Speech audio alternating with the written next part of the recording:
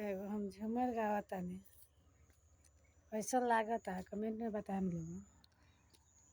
सब गहना में टीका है भारी, ओहू से भारी केवारी, धीरे से यह बालम जग जई है सासू खिलाड़ी, धीरे से यह बालम।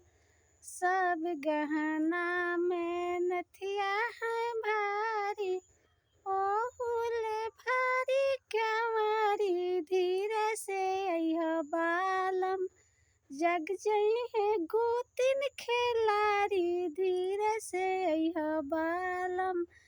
सब गहना में हारा है भारी, ओहुले भारी केवारी, धीरे से यह बालम जग जई है नंद